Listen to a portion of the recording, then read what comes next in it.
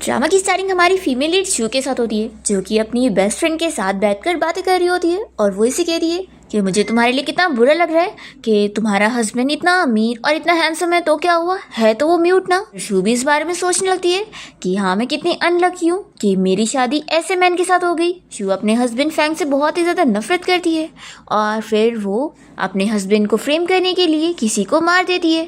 तो फिर उसका ब्रदर इन लॉ उसे घर से बाहर निकाल देता है। फिर शू जब रास्ते में जा रही होती है तो उसका कार एक्सीडेंट हो जाता है, पर फिर शू वापस से रीबॉर्न हो जाती है और वो यहाँ पर भी अपनी उसी फ्रेंड के साथ बैठकर बातें कर रही होती है।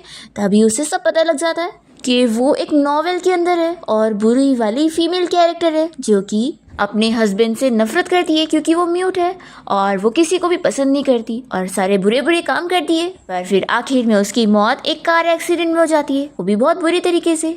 शू सोचती है कि अब मुझे समझ आया कि मैं आजकल इतनी मीन क्यों बनती जा रही थी, क्योंकि मैं नॉवेल के प्लॉट की वजह से खुद ब खुद ये सारी चीजें कर रही थी और मैं अपने आप को कंट्रोल नहीं कर पा रही थी। फिर तभी इतने में इसकी फ्रेंड लीनू से कहने लगती है कि तुम्हें क्या हो गया, तुम कुछ बोल क्यों नहीं रही हो, और वो अपने फ़ोन में रिकॉर्डर चालू कर लेती है। पर शू को तो अब सब स्टोरी पता लग गई है, तो वो मन में सोचती है कि ये बस उसके नाम की बेस्ट फ्रेंड है, बल्कि यही तो उसका सबसे बुरा चाहती है और वो अभी उसकी सारी बातें रिकॉर्ड करने के बाद उसके हस्बैंड फैंग को ये सुनाना चाहती है ताकि वो उसे नफरत करे और स्टोरी के हिसाब से ऐसे ही होगा। अब शू सोच समझ के उसके सामने कहने लगती है कि मेरा हस्बैंड म्यूट है तो क्या हो गया, मैं उसके साथ बहुत ही ज़्यादा खुश हूँ और उल्टा उससे शादी करके मैं इतनी अमीर हो चुकी हूँ और इतने बड़े आलिशान विला में रहती हूँ। तो इसकी फ्रेंड लिन कहती है कि मैं जानती हूँ तुम बस एक्टिंग कर रही हो, देखो तुम मेरे सामने अपने दिल की बात बोल सकती हो, मैं तुम्हारी फ्रेंड हूँ ना। शू कहती है कि मैं सब सच कह रही हूँ, तुम्हें आखिर क्यों लग रहा है कि मैं एक्टिंग कर रही हूँ, क्या तुम ऐसा चाहती हो कि मेरे साथ बुरा हो। तो लिन कहती है कि बिल्कुल नहीं। तो शू कहती है कि फिर अच्छी बात है, नहीं तो फिर मुझे ऐसा लगता कि मेरी बेस्ट फ्रेंड मेरा ही घर तोड़ना चाहती है। लिन कहती है कि देखो तुम मुझे गलत समझ रही हो, मैं तो सच में तुम्हारी केयर करती हूँ।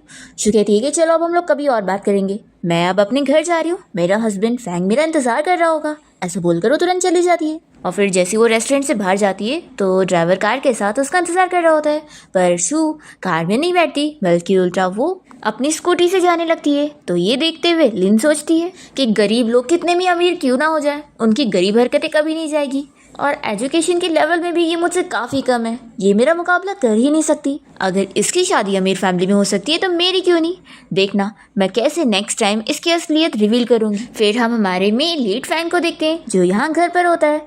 जैसे ही शू यहाँ पर आती है तो वो खुशी से उसे बताने लगती है कि मैं घर पर आ गई हूँ, पर फैंग तो उसकी तरफ देखता भी नहीं है, तो शू अपसेट हो जाती है।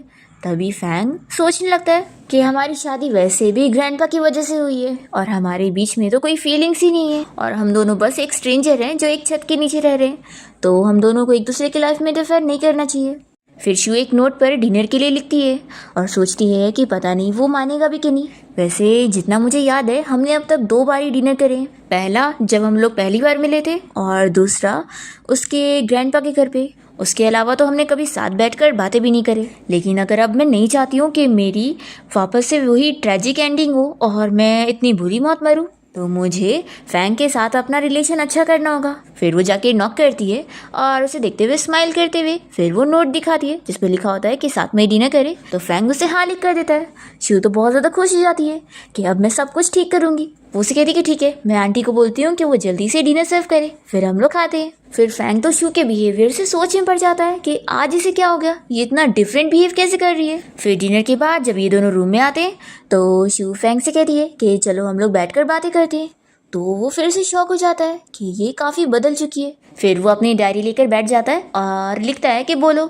शू सोचती है कि आखिर ये कुछ बोलता क्यों नहीं है, बस एक ही वर्ड लिखा है, वो भी कोई एक्सप्रेशन मार्क के बिना। फिर वो उसे बातें करने के लिए उसकी हैंडराइटिंग की तारीफ करने लग जाती है और कहती है कि क्या तुम मुझे और चीज़ें लिख के दिखाओगे।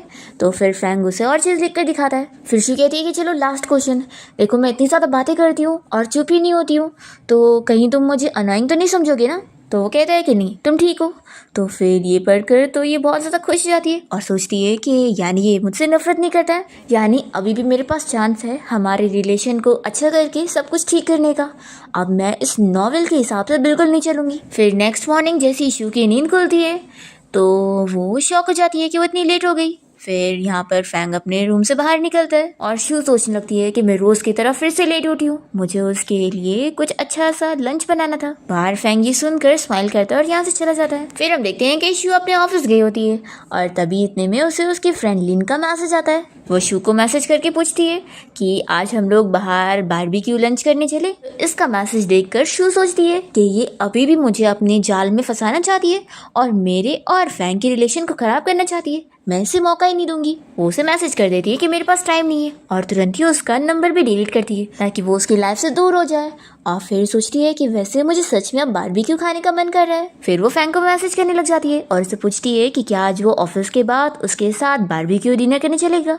वो उसे मैसेज करके कहती है कि मुझे एक अच्छा सा रेस्टोरेंट भी पता है। हम देखते हैं कि फैंग यहाँ पर अपनी कंपनी की मीटिंग में होता है और तभी जब शू का इतना सारा मैसेज आने लगता है तो वो उसका मैसेज पढ़ने लग जाता है। शू सोचती है कि मैंने उसे इतने सारे मैसेज कर दी, कहीं वो मुझसे तंग ना आ जाए, लेकिन नहीं, कल उसने बोला था कि वो नहीं आएगा। फिर फैंग उसे बताता है कि आज मैं ओवर टाइम वर्क करने वाला हूँ। तो फिर शू सोचती है कि जाने दो, वो बहुत ही कोल्ड बंदा है, तो सही बात है कि इतनी जल्दी तो हमारा रिलेशन अच्छा नहीं होगा। तो अब मैं उसे रिप्लाई कुछ नहीं करती हूँ, नहीं तो फिर वो मुझसे सच में तंग आ जाएगा। और फिर शू खुद की तारीफ करने लग जाती है कि मैं कितनी अच्छी हूँ, दूसरों के बारे में कितना सोचती हूँ। तो चलो अब मैं बारबेक्यू खाने के लिए खुद अकेली चली जाऊंगी। और फिर शू का कुछ रिप्लाई नहीं आ रहा होता है तो फैंग बार बार अपना फ़ोन देखकर परेशान हो रहा होता है। तो उसके सारे एम्प्लॉयज़ शॉक होते हैं कि उसे क्या हो गया।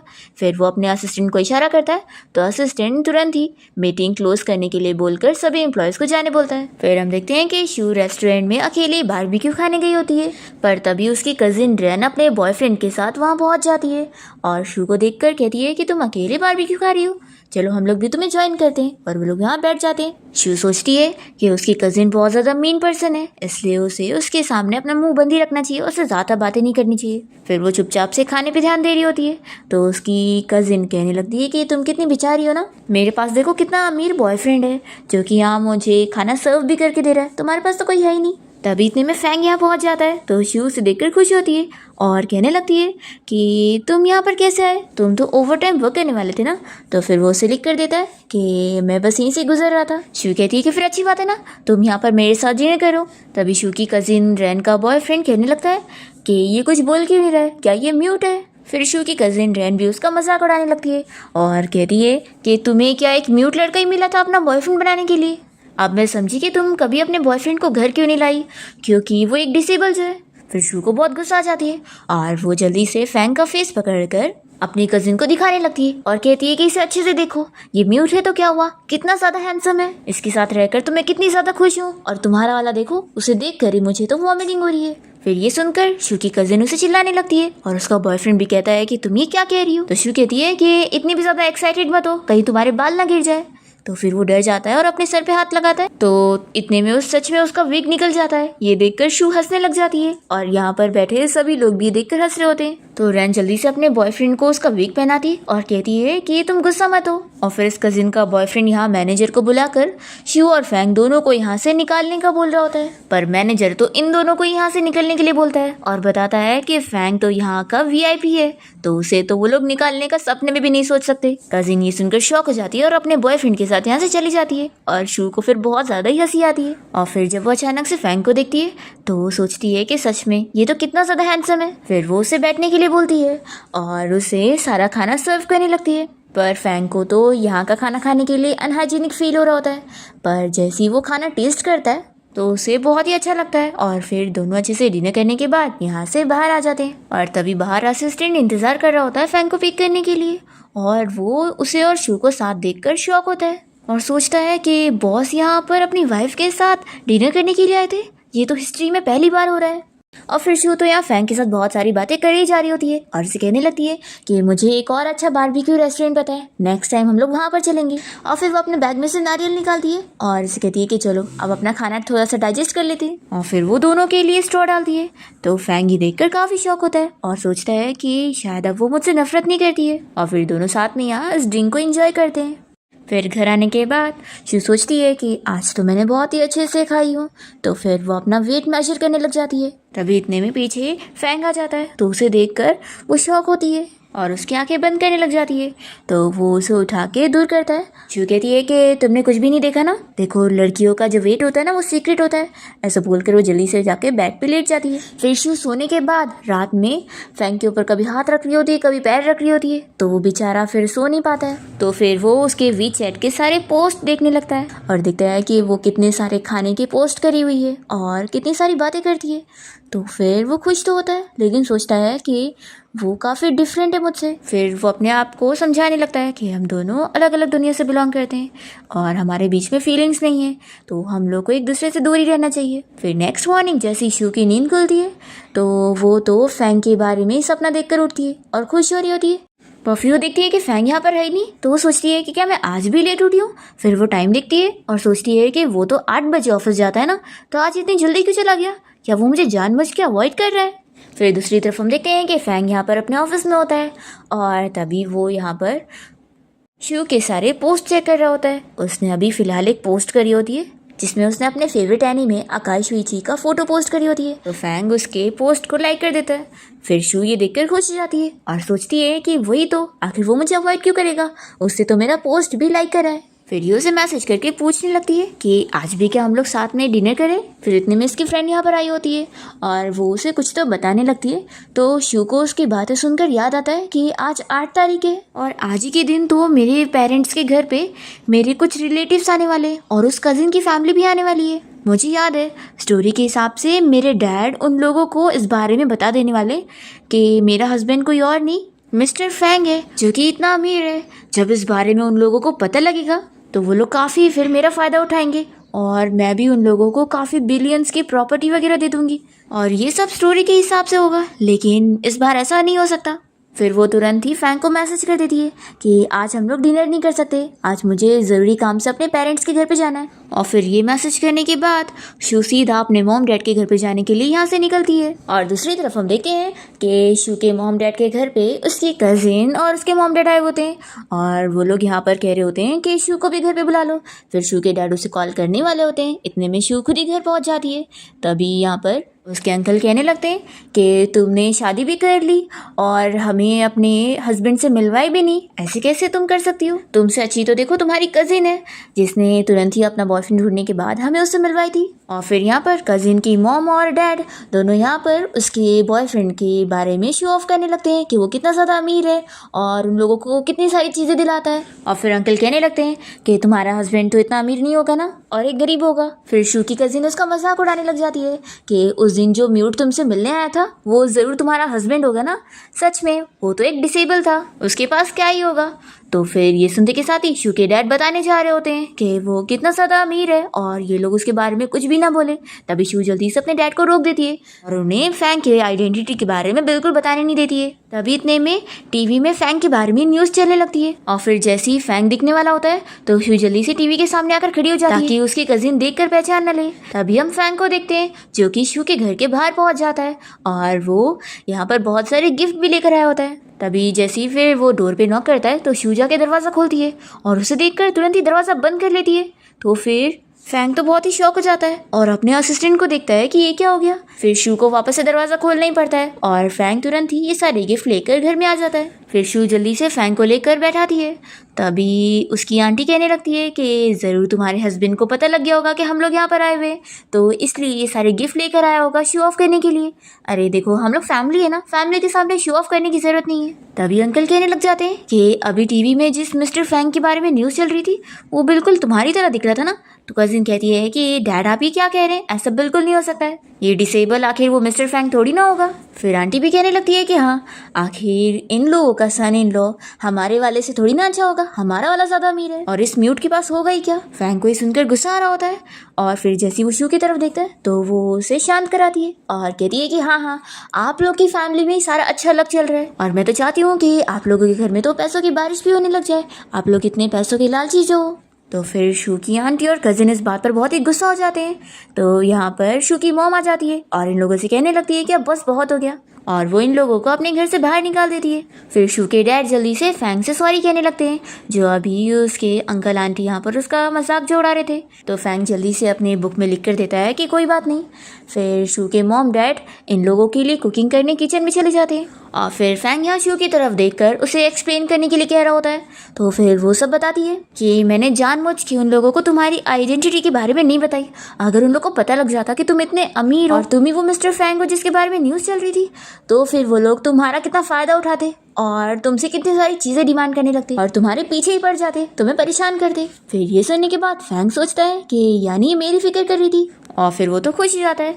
फिर शू से कहती है कि तुम यहीं पर ही बैठो, मैं भी अपने मॉम डैड की जाके हेल्प करती हूँ। फिर वो जैसी किचन में आती है तो अपने डैड से कहने लगती है कि डैड प्लीज़ अभी के लिए हमारे रिलेटिव्स को मेरे हस्बैंड के बारे में बिल्कुल मत बताना। तो फिर डैड कहने लगते हैं कि तुम माँ बेटी का तो मुझे बिल्कुल समझ नहीं आ रहा है कि आखिर तुम लोग फैंग के बारे में क्यों छुपा रहे हो। तुम लोगों ने कौन सा छुप कर शादी करे हो, तुम्हारे ग्रैंडपा ने ये शादी डिसाइड करे थे। तो शू कहने लगती है कि डैड आप बिल्कुल सही कह रहे हैं, लेकिन आपको पता है ग्रैंडमा मेरे सपने में आई थी और उन्होंने कहा कि अगर इस बारे में हमारे रिलेटिव्स को पता लगेगा ना तो फिर हमारी फैमिली का मिसफॉर्च्यून होगा। तो आप क्या चाहते हैं कि हमारे साथ बुरी बुरी चीज़ें हो। तो फिर डैड तुरंत ही मान जाते हैं कि अगर तुम्हारी ग्रैंडमा ने बोली है तो फिर वो सही होगा, मैं इस बारे में अब नहीं बताऊंगा। और फिर हम देखते हैं कि शू और फैंग साथ मिलकर शू के मॉम डैड के साथ अच्छे से डिनर करते हैं और काफ़ी सारी बातें वगैरह करते हैं। तो फैंग काफ़ी खुश होता है। फिर इसके बाद शू जब फैंग के साथ कार में बैठकर जा रही होती है तभी उसकी कजिन और आंटी उसे देख लेते हैं और शू की कजिन कहने लगती है कि मॉम देखो शू कितनी महंगी कार में बैठकर जा रही है, लगता है ये अपने हस्बैंड को चीट कर रही है और किसी रिच मैन को फंसाई हुई है। फिर रात में हम देखते हैं कि शू फैंग की बीमारी के बारे में सर्च कर रही होती है, जिसमें उसे पता लगता है कि इस बीमारी के ट्रीटमेंट के लिए फैमिली मेम्बर्स को भी साथ में सपोर्ट करना चाहिए। तो जैसे ही फैंग यहाँ पर आता है तो शू से पूछने लगती है कि तुम अपने ट्रीटमेंट के लिए हर महीना जाते हो ना, तो इस बार मैं भी तुम्हारे साथ चलूँगी क्योंकि ऑफ कोर्स मैं तुम्हारी फैमिली मेम्बर हूँ ना। तो फैमिली सुनकर फैंग तो खुश होता है, फिर वो उसे हाँ बोल देता है। तो शू से प्रॉमिस भी करवाती है। फिर हम देखते हैं कि फैंग अपने स्टडी रूम में बैठकर अपना काम वगैरह कर रहा होता है। इतने में अचानक से उसे सफोकेशन होने लगता है।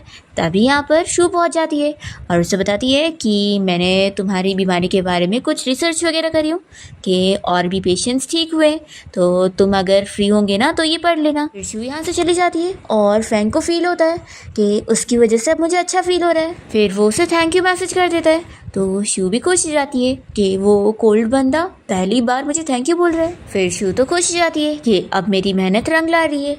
फिर नेक्स्ट सीन में हम देखते हैं कि शू अपनी कंपनी की तरफ से अपनी शो की स्क्रिप्ट प्रेजेंट करने के लिए गई होती है। अभी यहाँ पर इसकी वही फ्रेंड लिन पहुँच जाती है और वो इससे बातें करने की कोशिश करती है पर शू इसे कोई भाव नहीं देती। तभी हम देखते हैं कि फैंग भी यहाँ पे एज अ गेस्ट आया होता है और तभी उसे देखकर सभी लोग खुश होने लगते हैं कि इतना बड़ा इन्वेस्टर पहली बार यहाँ पर आया है। फिर इतने में शू की एक टीम मेंबर आकर उसे बताती है कि उनके प्रोजेक्ट में कुछ गड़बड़ी आ गई है। फिर शू तुरंत ही जाती है उसे ठीक करने के लिए और वो इस प्रॉब्लम को ठीक कर देती है। तो उसके सारे टीम मेंबर्स बहुत ही खुश होते हैं और फिर उन लोग का प्रोजेक्ट स्क्रीन पर प्ले होता है।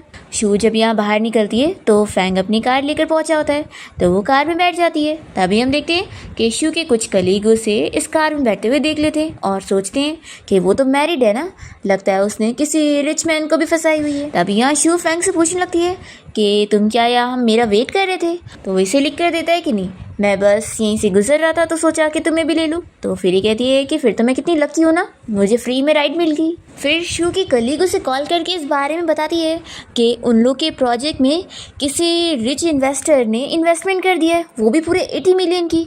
तो शू ये जानकर बहुत ही खुश होती है और पूछने लगती है कि उस इन्वेस्टर का नाम बताओ, मैं उसे हाथ जोड़कर थैंक्स करना चाहती हूँ। तो फिर उसकी कलीग बताती है कि वो मिस्टर फैंग है।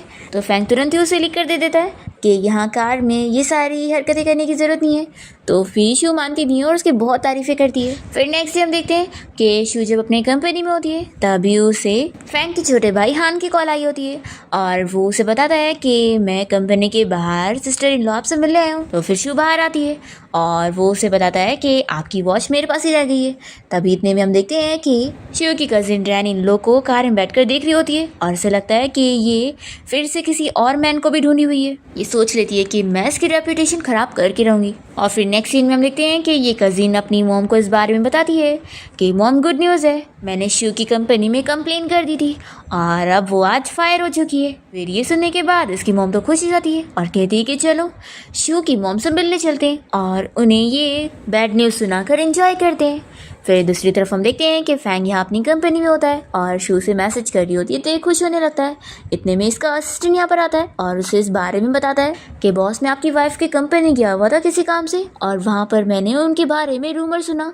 सभी लोगों को लग रहा है कि वो एक्स्ट्रा अफेयर चला रही है और अपने हस्बैंड को चीट कर रही है, इसलिए उनकी इमेज पूरी ख़राब हो चुकी है। जब फैंग ये सुनता है तो वो सोच लेता है कि आज वो शू को कंपनी से पिक करने जाएगा ताकि फिर सभी को पता लग सके कि उसका हस्बैंड कौन है, तो फिर सभी लोग उसकी इमेज ख़राब नहीं करेंगे। हम देखते हैं कि शू तो यहाँ बिजनेस ट्रिप पर जाने के लिए निकल रही होती है और वो अपना बॉक्स लेकर जा रही होती है, तो उसके कंपनी के एम्प्लॉय को भी लगता है कि उसे फायर कर दिया गया है, तो वो उसके ऊपर हंस रहा होता है और उसके ऊपर कैरेक्टरलेस होने का इल्ज़ाम भी लगा रहा होता है।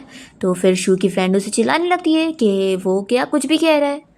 तभी यहाँ पर कज़िन भी आ जाती है और वो भी उसके साथ मिलकर शू के बारे में यहाँ पर गलत गलत कहने लग जाती है कि वो कैसे हस्बैंड होने के बावजूद भी रिच मैन को फंसा रही है। और वो बताने लगती है कि मैंने तुम्हें खुद दूसरे मैन की कार में से निकलते हुए देखी हूँ, आखिर इतनी महंगी कार में तुम कैसे ही बैठ सकती हो, क्योंकि तुमने किसी रिच मैन को फंसाई हो, इस बात का प्रूफ है। तो शू ये सुनकर कहती है कि अच्छा तो तुमने मेरे बारे में कंप्लेन करी थी। तो फिर वो कहती है कि हाँ, मेरी वजह से ही तुम फायर हुई हो। तो शू की फ्रेंड पूछने लगती है कि क्या ये लोग सच कह रहे हैं। शू बताती है कि अरे वो मेरा हस्बैंड है। तो ये सुनकर ये लोग शॉक हो जाते हैं। कजिन कहती है कि अच्छा तो तुम अब बोलोगी कि वो मिस्टर फैंग ही तुम्हारा हस्बैंड है, इतना अमीर बंदा। अगर ये सच हुआ ना तो फिर मैं नील डाउन होकर तुमसे माफ़ी मांगूंगी। तभी इतने में फैंग यहाँ पर अपनी एंट्री मारता है। जैसे ही वो कार से बाहर निकलता है तो ये लोग खुश हो जाते हैं कि मिस्टर फैंग यहाँ पर आए। फिर फैंग तो यहाँ पर शू के पास आ जाता है, तो वो इन लोगों को उससे मिलवाने लगती है और कहती है कि मैं तुम लोगों को इंट्रोड्यूस कर दूँ, ये मेरा हस्बैंड है मिस्टर फैंग। और फिर वो उसे बॉक्स पकड़ाती है तो फिर वो पकड़ लेता है। फिर कजिन कहने लगती है कि तुम्हारा हस्बैंड तो एक म्यूट है ना, आखिर वो मिस्टर फैंग कैसे हो सकता है। शू कहती है कि तुम्हें याद है अभी तुमने क्या बोली थी कि अगर मेरा हस्बैंड मिस्टर फैंग हुआ तो तुम नील डाउन करके मुझसे माफ़ी मांगोगी, तो चलो शुरू हो जाओ। तो फिर कजिन कहने लगती है कि हम दोनों तो सिस्टर्स हैं ना, तो तुम थोड़ी ना मेरे साथ ऐसे ग्रजेस होल्ड करोगी, है ना। तो शू कहती है कि नहीं, मैं ग्रजेस होल्ड करूँगी। तो फिर ये कजिन डर के मारे यहाँ से निकल लेती है और साथ ही वो एम्प्लॉय भी। और शू और उसकी फ्रेंड को ये देखकर बहुत ही हंसी आती है। फिर शू अपनी फ्रेंड से कहती है कि मैं नेक्स्ट टाइम तुम्हें डिनर की ट्रीट दूंगी, और फिर वो फैंग के साथ कार में बैठकर चली जाती है। तभी शू की फ्रेंड तो इन लोगों को देखती रह जाती है और सोचती है कि दोनों तो एक दूसरे के लिए परफेक्ट लग रहे थे।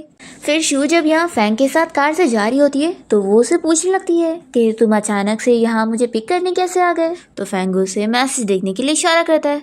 तो शू देखती है कि उसने उसे पहले ही मैसेज करा था कि आज वो उसे अपने ग्रैंडपा के घर लेके जाएगा उनसे मिलवाने के लिए। तो शू कहती है कि सॉरी, मैं इतनी बिजी थी कि मैंने देखी ही नहीं, और तुम फिक्र मत करो, मैं बस छोटी सी प्रॉब्लम में फंसी हूँ जो कि मैं खुद ही ठीक कर लूँगी, और देखना अभी मैं ग्रैंडपा से मिलने के टाइम पर बहुत ही अच्छे से परफॉर्म करूँगी। फिर वो याद करने लगती है कि पिछली बार जब वो ग्रैंडपा के घर पे गई थी तो उसने कितने बुरे तरीके से बिहेव करी थी, और ग्रैंडपा के साथ तो बदतमीजी करी थी, वहाँ की सर्वेंट को भी उसने थप्पड़ लगाई थी। अब ये सब याद करके शू सोचती है कि पिछली बार तो इस नॉवेल की स्टोरी की वजह से ही मैं इतनी बुरी बुरी हरकतें कर रही थी, लेकिन आज मुझे अपनी सारी इमेज ठीक करनी होगी। फिर वो फैंग के साथ जैसे ही ग्रैंडपा के घर के बाहर पहुंचती है तो वो उसे कहती है कि हमें ग्रैंडपा के सामने अच्छे से कपल बनने का प्रिटेंड करना होगा ताकि ग्रैंडपा को बिल्कुल ना लगे कि हम लोग का रिलेशन अच्छा नहीं है। तो बताओ, तुम मुझे हाथ पे पकड़ोगे या फिर मेरी कमर पे हाथ रखोगे। तो फैंग तो सीधा उसकी कमर पे हाथ रखता है। तो शू काफी नर्वस हो जाती है और कहती है कि क्यों ना हम लोग हाथ पकड़ ले, पर वो नहीं मानता। फिर दोनों ग्रैंडपा से मिलने अंदर पहुंचते हैं और शू ने बताने लगती है कि हम लोग आ गए। तभी हम देखते हैं कि यहाँ पर फैंग के दोनों भाई हान और ली भी आए होते हैं। फिर ग्रैंडपा शू को फोटो दिखाने लगते हैं कि देखो इसमें तुम्हारे ग्रैंडपा भी है, और वो उससे फिर बातें करने लगते हैं। फिर ग्रैंडपा फैंग के सबसे छोटे भाई ली से इस बारे में पूछते हैं कि उसने अपने फ्यूचर का क्या सोचा है, क्या वो सॉन्ग्स ही गाने वाला है। तो फिर हान ली के बेकार के सॉन्ग्स की मजाक उड़ाने लग जाता है। तभी शू भी जैसी ली के सॉन्ग सुनती है तो उसे बहुत हंसी आने लग जाती है और वो अपनी हंसी कंट्रोल नहीं कर पाती और अपनी सारी इमेज खराब कर लेती है। फिर कार से आते वक्त वो सोचती है कि मैंने सारी मेहनत पर पानी फेर दी, आखिर मुझे अपने आप को कंट्रोल करना क्यों नहीं आया। फिर शू को यहाँ पे ठंडी लग रही होती है तो फैंग ये देखकर जल्दी से उसे अपने कोट से कवर करता है। फिर शू तो खुश हो जाती है कि हम लोग का रिलेशनशिप तो कितना अच्छा हो गया। फिर नेक्स्ट मॉर्निंग शू जल्दी जल्दी तैयार होकर निकल रही होती है और वो फैंग को बताती है कि मैं अपने बिजनेस ट्रिप के लिए जा रही हूँ, और हाँ तुम फिक्र मत करना, मैंने जो तुमसे प्रॉमिस करी थी कि मैं तुम्हारे ट्रीटमेंट के लिए तुम्हारे साथ चलूँगी, उसके लिए मैं टाइम पर पहुँच जाने वाली हूँ। फिर फैंग सोचने लगता है कि बस मैं जल्दी से ठीक हो जाऊँ। मुझे उस दिन का इंतज़ार है जब हम दोनों बातें करेंगे। फिर इसके बाद फैंग अपने ट्रीटमेंट के लिए गया होता है और यहाँ डॉक्टर ने उसे हिप्नोटाइज करने के लिए लगाया होता है। फिर जैसे ही फैंग को पास्ट की चीज़ें याद आने लगती है तो वो बहुत ही घबराने लगता है। तभी यहाँ पर शू पहुँच जाती है तो उसे देखकर वो शांत होता है। फिर डॉक्टर बताने लगता है कि उसका इस बार का ट्रीटमेंट काफ़ी अच्छा गया है और अब आसार लग रहे हैं कि वो जल्द ही बोल पाएगा।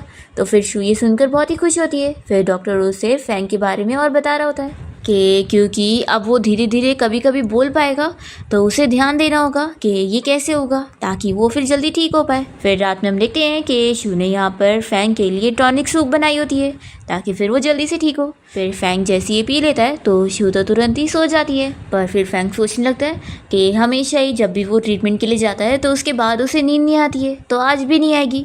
फिर वो यहाँ शू को हक करके सो जाता है और उसे पता भी नहीं चलता। फिर नेक्स्ट मॉर्निंग हम शू को देखते हैं जो कि इस बारे में सोच रही होती है कि कल रात फैंग उसे ऐसे हक करके सोया हुआ था कि वो बिल्कुल सो नहीं पाई है। फिर वो सोचने लगती है कि डॉक्टर ने तो बताया था कि हर बार वो ट्रीटमेंट के बाद इंसोमिया की वजह से सो नहीं पाता है, तो ये सोचती है कि इस बार उसे क्या हो गया। फिर तभी इतने में शू को उसके कलीग का फ़ोन आया होता है तो वो उसे कॉल पर बातें करने लगती है। तभी फैंग यहाँ पर आकर उसे कॉल पर बातें करते हुए देख लेता है और जेलस हो जाता है कि वो किसी लड़के से बात कर रही है। फिर रात में हम देखते हैं कि फैंग जैसी रूम में आता है तो वो देखता है कि शू तो सो रही है और आज उसने उसके लिए सूप भी नहीं बनाई। तो फिर वो उसे हक करके सोने लग जाता है। विशु की नींद खुल जाती है और वो सोचती है कि आज तो मैंने इसे सूप भी नहीं दी, तो यानी कि आज तो ये नशे में नहीं है, तो भी ये मुझे क्यों हक करा हुआ है। फिर नेक्स्ट डे हम देखते हैं कि फैंग अपने ऑफिस में होता है। तभी उसका असिस्टेंट बताने लगता है कि एक इन्वेस्टर की तरफ से उसे फ्रेंच डिनर का ऑफर आया है, तो क्या उसे वो मना कर दे। तभी फैंग शू को मैसेज करके उससे पूछता है कि क्या तुम मेरे साथ फ्रेंच डिनर करने चलोगी, तो वो तो खुशी से हाँ बोल देती है। फिर फैंग शू को लेकर डिनर के लिए पहुंचता है और शू से पूछती है कि मैं अच्छे से तैयार हुई हूँ ना। देखो मैंने अच्छे से इसलिए तैयार हुई ताकि मैं तुम्हें एम्बेरस ना फील करवाऊँ। फिर पार्टी में एक बंदा यहाँ फैंग से बातें करने लगता है और वो शू की तरफ भी देख रहा होता है, तो फैंग को जेलसी हो जाती है और वो शू को अपने नज़दीक करता है। फिर इसके बाद शू जब यहाँ वॉशरूम से बाहर निकलती है तभी वो देखती है कि ये सारे लोग अपनी लैंग्वेज में फैंग के बारे में बातें कर रहे हैं और उसका मजाक उड़ा रहे हैं। तो फिर शू को बहुत गुस्सा आ जाती है और वो इन लोगों को इन्हीं की लैंग्वेज में चिल्लाने लगती है कि वो लोग आखिर ये सब कैसे बोल सकते हैं। तभी यहाँ पर फैंग भी आ जाता है शू का साथ देने के लिए। तो शू सोचती है कि लगता है इसने अपनी सारी बुराई सुन ली है। शू कहती है कि रुको, मैं जाकर उन लोगों को और सबक सिखा के आती हूँ, ऐसे कैसे वो लोग तुम्हारे बारे में सब कह रहे थे। तो फिर फैंग कहता है कि शू रुक जाओ। ये सुनकर वो शॉक हो जाती है कि उसने बोला। फिर वो उसे लिख कर देता है कि तुम्हें उन जैसे लोगों के ऊपर अपना टाइम वेस्ट करने की ज़रूरत नहीं है। तो शू कहती है कि अभी तो तुम मुंह से बोल रहे थे ना, तो तुम वापस अब लिख क्यों रहे हो। तो फिर वो उसे वापस से लिख कर देता है कि ऐसा नहीं है कि मैं बोल नहीं सकता हूँ, मुझे बोलना आता है, बस मैं शायद बोलना चाहता नहीं हूँ और ये कुछ साइकोलॉजिकल रीज़न की वजह से हो गया है। तो फिर शू कहने लगती है कि फिर आखिर अभी तुमने कैसे बोले थे, ये किस रीज़न से होगा।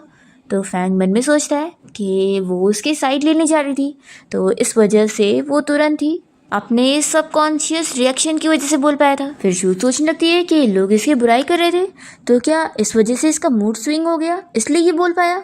फिर वो उसे कहने लगती है कि वैसे तुम्हारी आवाज़ बहुत ज़्यादा अच्छी थी और मुझे तो बहुत ही ज़्यादा पसंद आई। और शू सोचती है कि हाँ, मुझे उसकी तारीफ़ करते रहना चाहिए क्योंकि ये भी तो एक थेरेपी है। तुम्हें पता है, जैसे ही मैंने तुम्हारी आवाज़ सुनी ना तो मुझे लगा जैसे किसी वॉइस एक्टर की आवाज़ है, इतनी अच्छी आवाज़ थी और तुम कितने हैंडसम भी तो हो। फिर नेक्स्ट डे शू जब घर पर होती है तो वो सोचती है कि मुझे फैंग से ज़्यादा बातें करनी चाहिए ताकि फिर वो बोलने की कोशिश करे। फिर वो उससे थोड़ा बहुत बात करती है और तभी इतने में उसको फिर से उसकी कलीग का कॉल आ जाता है। तो फिर शू को ऐसे उससे हंसी खुशी बातें करते हुए देखकर फैंग फिर से जेलस हो जाता है और फिर शू के पास आकर बताता है कि ग्रैंडपा ने तुम्हें मिलने के लिए बुलाया। तो फिर शू खुश हो जाती है कि तुमने फिर से बोले, तो फिर आखिर वो क्या रीज़न होगा जिसकी वजह से ये बोल पा रहा है। फिर वो सोचने लगती है कि लेकिन अब इसने जब दूसरी बार बोला है तो ये पहले वाले रीज़न की तरह तो नहीं लग रहा है। फिर रात में शू और फैंग दोनों ही सो जाते हैं और शू यहाँ नींद में फैंग को हाथ पैर से टच करने लग जाती है, तो वो जाग जाता है और वो बेचारा इतना नर्वस हो जाता है कि सो ही नहीं पाता। और फिर नेक्स्ट मॉर्निंग शू यहाँ पर फैंग से जब बातें करने लगती है तो वो तो कुछ बातें ही नहीं करता। शू सोचती है कि अब इसे क्या हो गया, ये बार बार स्विच कैसे होता रहता है? जाने दो, मैं ज़्यादा क्वेश्चन नहीं पूछती हूँ, नहीं तो गुस्सा हो जाएगा। फिर फैंग जब अपनी कंपनी जाता है तो वो अपनी 2 एम्प्लॉयज़ को इस बारे में बातें करते हुए सुनता है। वो लोग कह रही होती है कि आजकल इंटरनेट पर साइकोलॉजिकल अट्रैक्शन ये टर्म बहुत ज़्यादा फेमस हो गया है, जिसका मतलब है कि अगर कोई पर्सन किसी को लाइक करता है तो वो उससे फिजिकली अट्रैक्ट होगा, यानी कि जब वो सो रहा होगा या होश में नहीं होगा वो उसे किस या हक करने की कोशिश करेगा। तो ये सुनने के साथ ही फैंग याद करने लगता है कि शू से हमेशा नज़दीक आने की कोशिश करती है और कल रात भी वो उसे हक कर ली थी। फिर वो इस बारे में और इंटरनेट पे सर्च करता है और बहुत ही खुश होने लगता है कि यानी मेरी वाइफ मुझसे फिजिकली अट्रैक्ट है। फिर नेक्स्ट सीन में हम देखते हैं कि शू फैंग के एक होटल गई होती है अपनी शूटिंग के काम के लिए। तभी हम देखते हैं कि शू की कजिन यहाँ पर अपनी मॉम और अपने 2 रिलेटिव को साथ लेकर आई होती है यहाँ पर मज़े करने के लिए शू के नाम पर, क्योंकि अब उसे जो पता लग गया है कि फैंग इतने बड़े कंपनी का CEO है और उसी का तो ये होटल है, तो अब ये उसकी फैमिली होने के नाम पर यहाँ पर मज़े लूटने आई होती है। तभी यहाँ पर जैसे ही शू को उसके रिलेटिव देख लेते हैं तो उसे कहने लगते हैं कि तुम्हारी शादी मिस्टर फैंग के साथ हुई है और तुमने ये सीक्रेट रखी हुई थी, तुम्हें क्या लगा था कि तुम हमें कुछ फ़ायदा नहीं दिलाओगी। वो लोग कहते हैं कि अब तुम हमारी रिलेटिव हो ना, तो हमें यहाँ पर पूरे अलग अलग रूम चाहिए रहने के लिए। शू कहती है कि क्यों नहीं, आप लोग अलग अलग 5 रूम में रहो। फिर वो यहाँ मैनेजर से बात कर लेती है कि इन सभी को यहाँ 5 रूम दे दो, तो फिर लोग बड़े खुश होने लग जाते हैं। शू कहती है कि ये लोग मेरे रिलेटिव हैं तो इन लोगों को 10% डिस्काउंट भी दे देना। ऐसा बोलकर वो चली जाती है और ये लोग तो शौक रह जाते हैं कि उसने तो इन लोगों को पैसे में रूम दिला दिए। फिर यहाँ मैनेजर बिल इन लोगों को पे करने के लिए बोलता है तो कजिन को ही पे करना पड़ता है, क्योंकि उसी ने ये रिलेटिव को लेकर आई थी और वो लोग तो साफ पैसे देने से मना करने लगते हैं। फिर शू को यहाँ पर कपड़ों की ज़रूरत होती है तो फैंग को मैसेज करके उसे अपने लिए कपड़े लाने बोलती है। और तभी शू यहाँ देखती है कि फैंग का छोटा भाई यहाँ पर एक लड़की को लेकर आया होता है उसके साथ सॉन्ग करने के लिए। तो वो सोचती है कि आखिर स्टोरी की चीज़ें क्यों वापस से रिपीट हो रही है। स्टोरी के हिसाब से यहाँ पर हान भी आ जाएगा और फिर हान और ली की इस लड़की की वजह से फाइट हो जाएगी और फिर ली को इतनी ज़्यादा चोट आ जाएगी और इसका करियर ख़राब हो जाएगा। तभी इतने में यहाँ पर हान भी पहुँच जाता है तो फिर शू डर जाती है और फिर इन लोगों को फाइट करने से रोकने लगती है। तभी जैसे यहाँ पर फैंग आता है तो वो देखता है कि शू यहाँ पर उसके ब्रदर की वजह से गिरने वाली होती है, तो वो गुस्सा करने लगता है और अपने दोनों भाइयों को चिल्लाकर साथ में जाने के लिए बोलता है। तो वो लोग तो शॉक हो जाते हैं कि वो बोल पा रहा है, पर फिर वो लोग डर के मारे चले जाते हैं और शू बहुत ज़्यादा खुश हो जाती है कि अरे वाह, स्टोरी में जैसा हुआ था वो सारी चीज़ें रिपीट नहीं हुई और किसी को भी चोट नहीं आई, सब कुछ ठीक है। तभी फैंग जल्दी से उसे लिखकर पूछने लगता है कि तुम्हें कहीं चोट तो नहीं आई। तो वो कहती है कि अभी तो तुम बोल रहे थे ना, आखिर तुम कौन से रीज़न से बोल पाते हो और कैसे नहीं बोल पाते हो, फिर मुझे तो ये चीज़ समझ ही नहीं आ रही है। फिर फैंग उसे लिखकर पूछने लगता है कि तुमने क्या मुझे यहाँ पर इसलिए बुलाई थी ताकि मैं उन लोगों की फ़ाइट रोक सकूँ। फिर शू हाँ कहती है। फैंग उसे लिख कर देता है कि अगली बार अगर वो दोनों ऐसे फाइट करने वाले होंगे ना तो उन्हें फाइट करने देना, मैं नहीं चाहता कि तुम्हें कोई चोट आए। तो फिर ये सुनकर वो खुश हो जाती है कि ये कोल्ड बंदा अब मेरी फिक्र कर रहा है। फिर वो ऐसे कहती है कि ठीक है, तुम जैसा बोल रहे हो मैं वैसे करूँगी। तभी इतने में यहाँ पर शू के वो सारे रिलेटिव इसे देखकर यहाँ पर उससे बात करने आ जाते हैं और कहने लगते हैं कि ये तुम्हारा हस्बैंड है मिस्टर फैंग।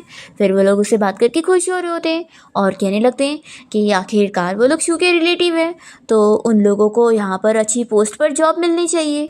तभी इतने में यहाँ पर मैनेजर आ जाता है तो शू कहने लगती है कि इन लोगों को अच्छे से देखकर याद कर लो, ये मेरे रिलेटिव्स हैं, इन लोगों को बिल्कुल भी यहाँ पर जॉब मत देना। तो ये सुनते के साथ ही वो लोग यहाँ पर फैंग से कहने लगते हैं कि आप उस शू की बात मत सुनो, ये कुछ भी कह रही है। तो फैंग ऑर्डर दे देता है कि जैसा मेरी वाइफ कह रही है वैसे ही करना, क्योंकि ये यहाँ की बॉस है। और फिर शू फैंग के साथ यहाँ से चली जाती है और ये रिलेटिव बस खड़े रह जाते हैं और शॉक भी हो जाते हैं कि आखिर वो तो म्यूट था ना, तो अब बोल कैसे पा रहा है। फिर हम देखते हैं कि शू यहाँ पर फैंग के साथ एक रूम में रुकी हुई होती है और तभी वो कहती है कि लगता है मैंने जो सामान मंगवाई थी वो आ गया है। शू देखती है कि उन लोगों ने कैसी वाली नाइट ड्रेस उसके लिए सेंड कर दी है, तो वो काफ़ी शौक होने लगती है। फैंग कहता है कि आखिर ये क्या है, तो कहती है कि ज़रूर ये वो सारे ड्रेस होगी जो मेरे आने वाले शो में यूज़ होने वाला है। तभी वेट्रेस यहाँ पर आकर इन लोगों को कहने लगती है कि मैनेजर ने मुझे आप लोगों को वंडरफुल नाइट विश करने के लिए बोला था। तो फिर शू तो ये सुनकर बहुत ही एम्बैरेस फील करने लगती है। फिर रात में शू तो फैंग से पहले सो जाती है। फिर फैंग जब आके लेटता है तो वो शू को हक करके सो रहा होता है। तभी शू जाग जाती है और वो बहुत ही ज़्यादा शाय हो जाती है। नेक्स्ट डे हम देखते हैं फैंग की कंपनी में दो एम्प्लॉयज़ आपस में इस बारे में बात कर रहे होते हैं कि उन लोगों ने फैंग के बारे में सुने कि कल वो अपने होटल गया हुआ था और वहाँ पर उसने अपने मुंह से बोला है, यानी कि अब वो ठीक हो रहा है, वो भी अपनी मिस्टीरियस वाइफ की वजह से। तो फिर ये लोग काफ़ी खुश होने लगते हैं। तभी यहाँ पर लिन भी बैठी होती है और वो ये सुन लेती है और सोचने लगती है कि क्यों ना मैं मिस्टर फैंग के पास जाऊँ, मेरे पास अच्छा चांस है उन्हें सेड्यूस करने का। फिर दूसरी तरफ हम देखते हैं शू अपने कलीग के साथ जब कंपनी से बाहर निकल रही होती है, तभी इतने में शू अचानक से गिरने लग जाती है। तो वो उसका हाथ पकड़ के उसे बचाता है और तभी वो देखता है कि फैंग कार में बैठकर इन लोगों को देख रहा है। तो वो सोचता है कि मिस्टर फैंग ऐसे क्यों देख रहे हैं और वो गुस्से में क्यों लग रहे हैं।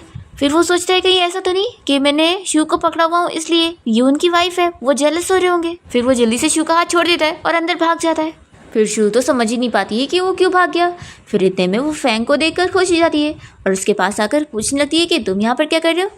तो फिर वो उसे लिख कर देता है कि पास में किसी काम के लिए आया था। तो शू कहती है कि ठीक है फिर मुझे राइट दे दो, मैं कितनी लकी हूँ। फिर फैंग अपने ऑफिस में होता है, तभी इसका असिस्टेंट इसे एक गिफ्ट ला कर देता है और बताता है कि किसी लेडी ने आपको ये गिफ्ट करी है।